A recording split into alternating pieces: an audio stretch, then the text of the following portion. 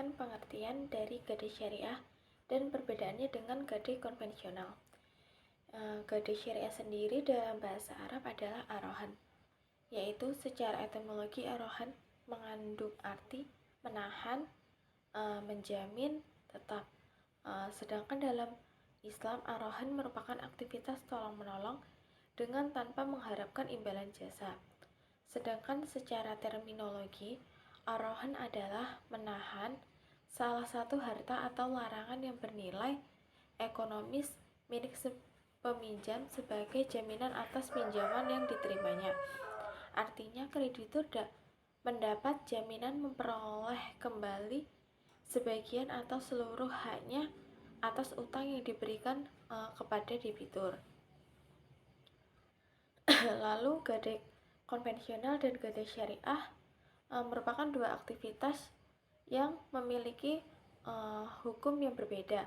Hal ini disebabkan oleh hukum yang berlaku di Indonesia yang bersifat pluralistik dengan 3 sistem hukum yang digunakan dalam kehidupan, yaitu sistem hukum perdata, hukum adat, dan hukum Islam. Selain memiliki persamaan dengan gadai konvensional, gadai syariah juga memiliki perbedaan, antara lain sebagai berikut. Yang pertama, dalam hukum Islam, rohan dilakukan secara sukarela atas dasar tolong-menolong tanpa mencari keuntungan. Sedangkan dalam gadai konvensional, menurut hukum perdata, selain prinsip tolong-menolong, kreditur juga mendapatkan keuntungan dengan menarik bunga atas sewa modal yang ditetapkan. Lalu yang kedua, ada dalam proses hukum perdata, hak gadai hanya berlaku pada barang bergerak, sedangkan dalam hukum Islam, rohan berlaku pada semua jenis harta baik bergerak maupun tidak bergerak.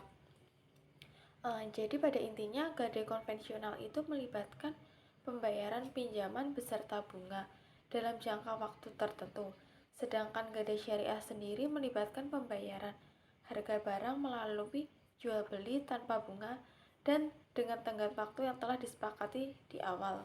Yang kedua yaitu jelaskan kelebihan dan kekurangan gadai syariah dibandingkan dengan gadai konvensional.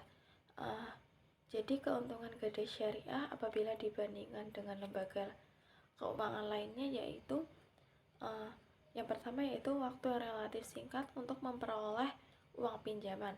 Artinya jika pada hari itu peminjaman datang ke pegadaian, pada hari itu juga uang yang dibutuhkan cair.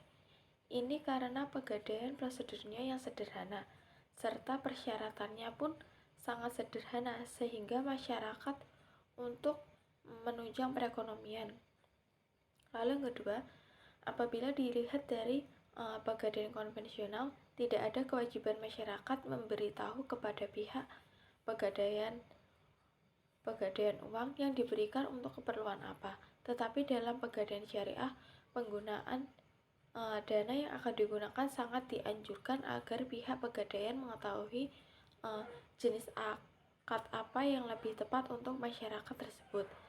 Lalu kekurangan dari gadai syariah sendiri yaitu yang pertama ada biaya administrasi yang mungkin lebih tinggi dibandingkan dengan konvensional. Lalu yang kedua ada keterbatasan aksesibilitas, yang ketiga kurangnya fleksibilitas, yang terakhir penilaian yang kurang memadai. Soal yang ketiga itu jelaskan tantangan dan peluang pengembangan gadai syariah di Indonesia.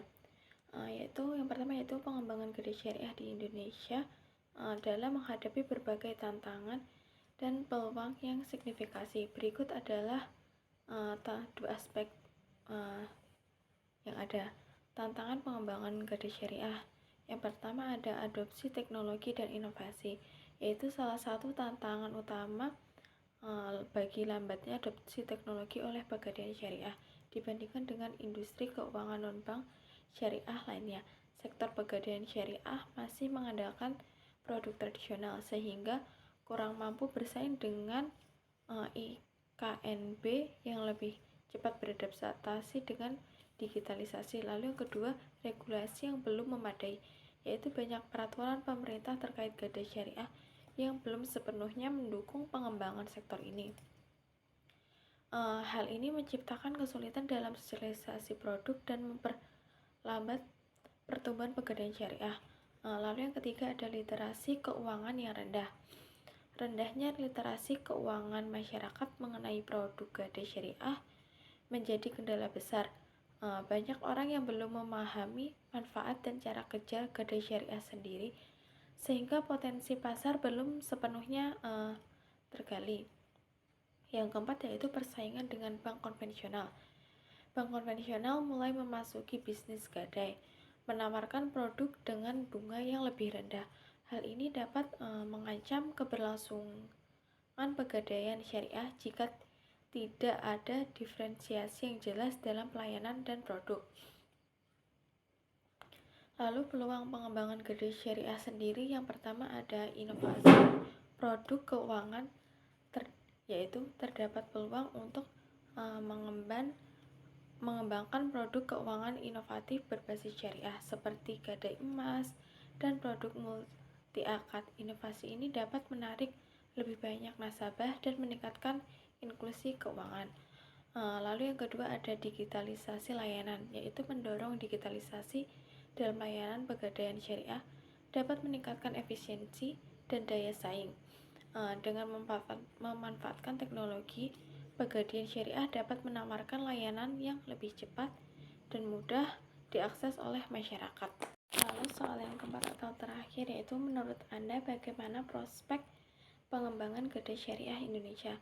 Menurut pendapat saya sendiri, pengembangan gadai syariah di Indonesia menunjukkan prospek yang lebih menjanjikan, meskipun pertumbuhannya lebih lambat dibandingkan dengan sektor industri keuangan dan bank syariah lainnya.